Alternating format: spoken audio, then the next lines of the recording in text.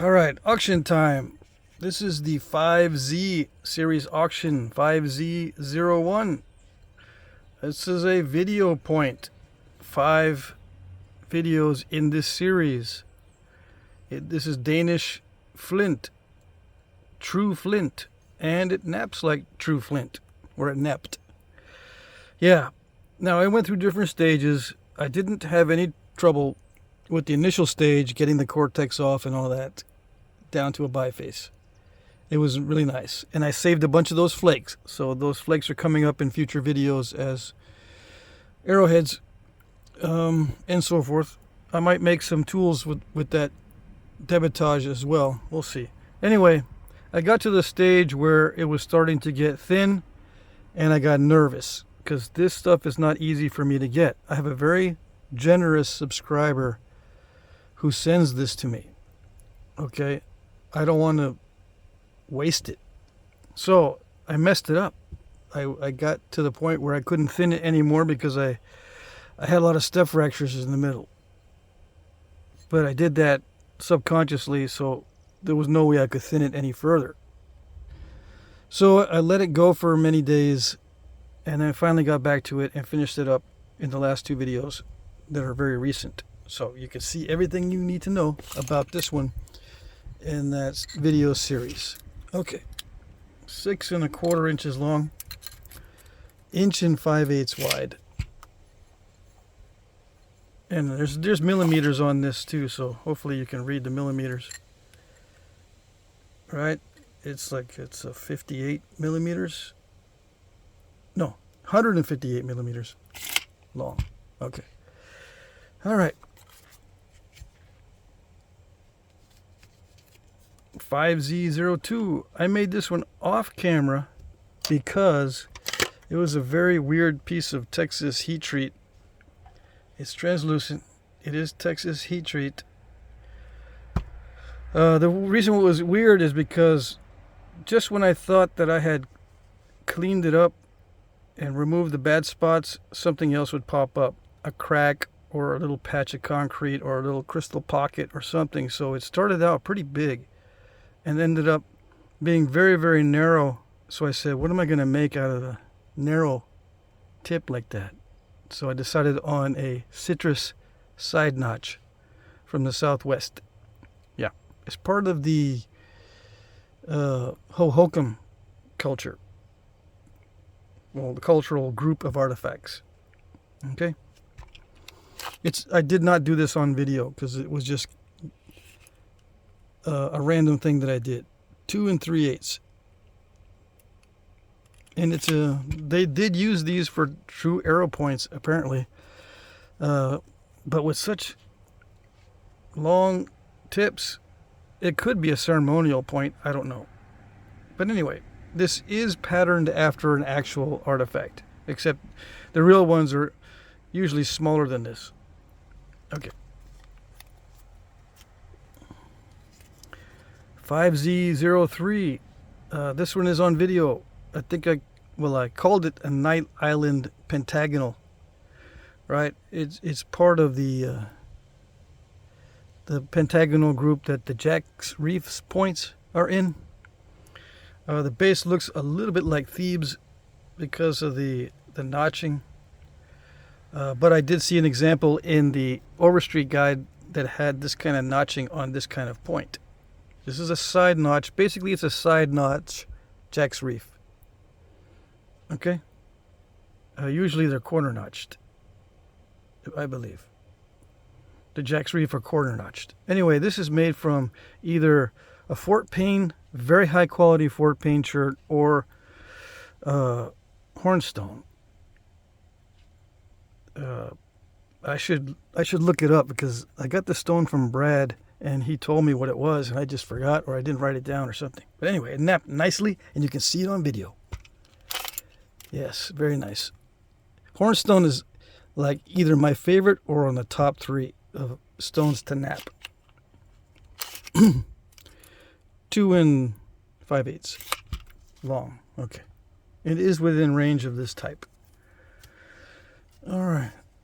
5Z04. I made this on video. Yeah.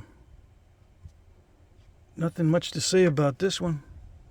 It's pretty typical of little dart points. You can also use it as a hunting point on an arrow. You know, these days, 2 3/8 long by inch and a little over inch and an eighth wide. Let's see how much it weighs.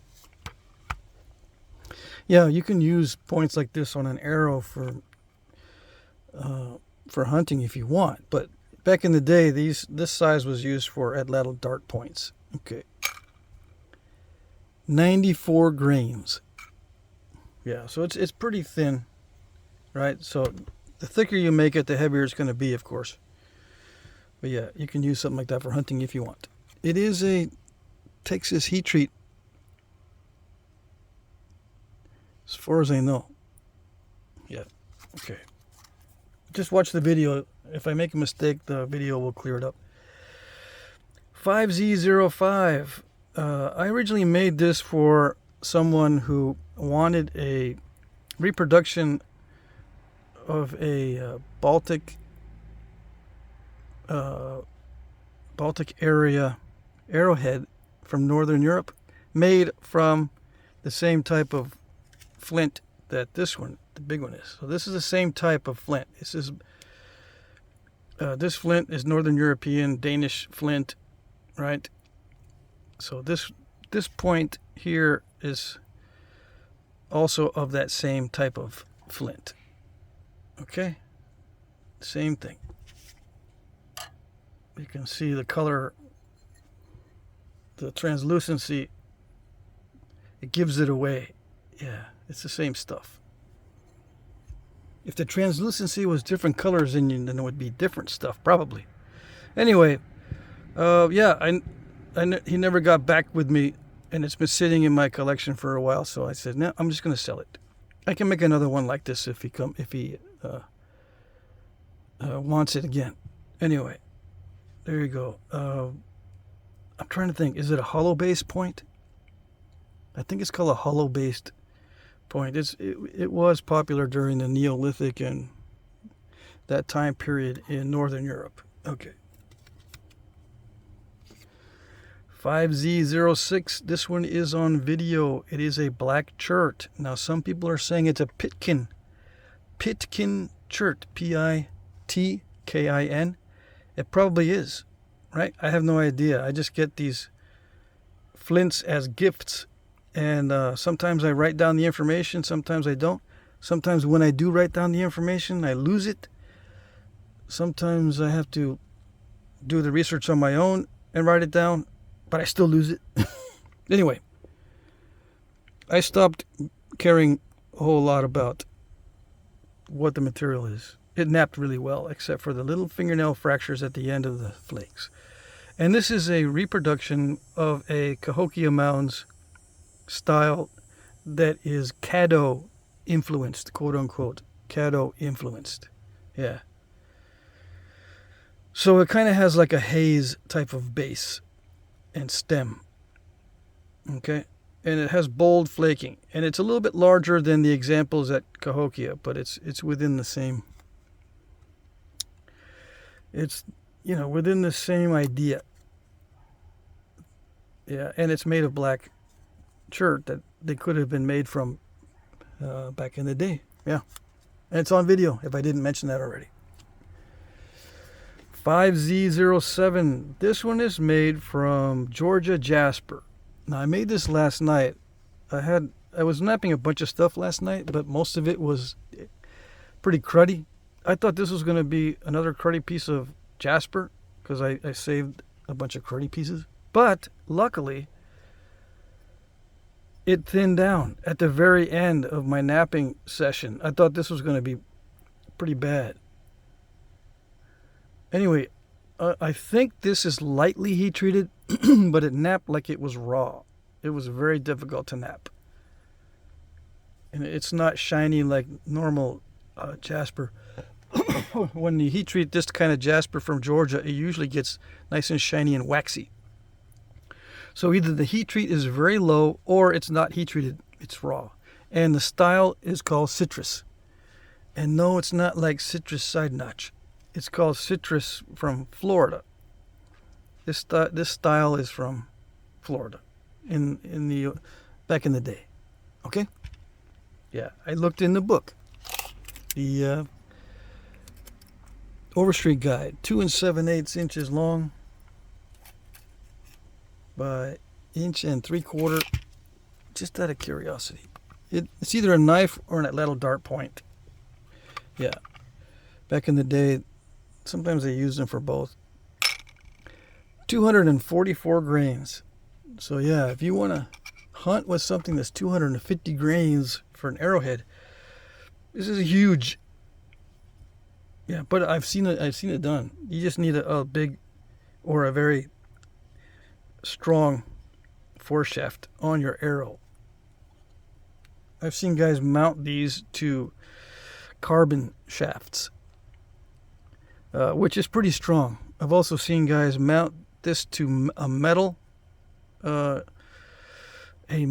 insert, where you can just what you do is you take a field point with a screw on one end, where you screw it into the top of the arrow. You take a field point and you cut a slot in the field point and slide this in, glue it with epoxy, and then you just screw it onto the top of your arrow. Yeah, you can do that. I mean, you can mix. I have nothing against that. I'm just letting you know. Or you can use it on a wooden arrow, except I think this is really, really too big for that. But it's up to you. Okay. The reason why I say that this can be mounted to an arrow is because I'm in the process of making some hunting points in the 250 grain range, and they're huge. Okay. But apparently you can use them. Let's see. All right. Cheat notes. These are my cheat notes. There's a better description of the auction in the description box below. The auction will be every Monday. Every Monday I will have an auction. Please look up my previous auctions to see how they work. Pretty self-explanatory. Auction 3J has a demo on how to bid. Bid in the comment section. Yep. Your bids are your replies or your comments, whatever you want to call them. Just look to see what the comment section looks like in my previous auctions, so I don't have to read all this. Okay? I will like your comment if I see it. That's extremely important. Sometimes comments are not always visible. Yeah, YouTube has glitches. It may take a while for me to like your comment, but as the time approaches the end of the auction, I will check more frequently. So if you don't see a like on your comment and it's starting to get close to the end of the auction, ask me, do you see my bid? If I don't answer that either, that means I can't see what you are putting in the comment section. So send me an email to jackcrafty2@gmail.com. Okay? Or ask a friend to enter your bid for you, or something like that. Or figure out if there's a problem on your end, maybe you can fix it before the end of the auction so you can bid, or so I can see your bids. Okay? All I can say is if I don't put a like on your comment or your bid, it means I don't see it. You just got to keep trying. All right? Try not to bid at the last minute. Yeah, it ticks people off when you do that. Believe it or not, especially when you bid at the last minute and you're only $1 higher than the previous bid. Yeah, that really ticks people off. So, I mean, if you want to do that, if you want to get people angry, I'm not going to stop you. There's no special rules to prevent that kind of stuff, but just try not to do it, okay? Please be aware that I'm using YouTube's time tracker, and it's not always accurate. That's another thing. You may be bidding on time, and you and I both know you know how to tell time, right? But YouTube's time tracker might say you're late. If that's the case, your bid will not count. So that's one more thing to think about when you're bidding at the last minute. Okay. Shipping is free in the U.S. Yes. International shipping is discounted, but not free. I will add $10 for a lightweight international package and $20 for a heavy package if you're the winner. Okay. I will provide tracking numbers. Every package I send out is from the post office with a tracking number, and I will provide that for you. All right? I accept PayPal, which is my preferred, Venmo and Cash App and checks or money orders, or a payment with an electronic invoice that I can send you, and you can pay with a credit or debit card. You can also pay me through PayPal on paypal.me, paypal.me, and I can send you that link as well. Okay, sometimes the invoicing doesn't work.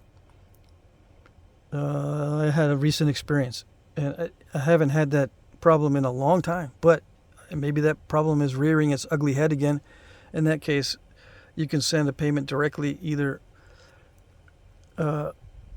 with PayPal's function of send money, or you can do the paypal.me thing. There's 3 different ways to pay with PayPal, in other words. Okay. Winners will be announced at 9:01 p.m. Eastern Time, but the auction ends at 9 on the hour p.m. Eastern Time, which means it ends for you at 8 p.m. Central if you're on Central Time. If you're on Mountain Time, it ends at 7 p.m. If you're on Pacific Time, it ends at 6 p.m. The auction ends at the top of the hour. Okay? It's not a live auction. I just post this video, and then I wait until it reaches the time. Like I'm on Eastern Time, so I wait till 9 to close the auction. And then I'll announce the winners. Okay? Hope that's clear. You will be notified in the comments section if you are the winner. Please email me your info if you're new. Okay? So that's basically it. Yeah, if you're brand new, I don't have any other way to notify you. If you've done business with me before, I probably have your email and your phone number sometimes and all that good stuff, so I can remind you, or I can let you know. Sometimes you can't see my comment that responds to your comment. So if that's the case, I'll send you an email to remind you or whatever. Yeah, so if you're new, look at my previous auctions, look at the previous comment sections, and you should be okay. All right?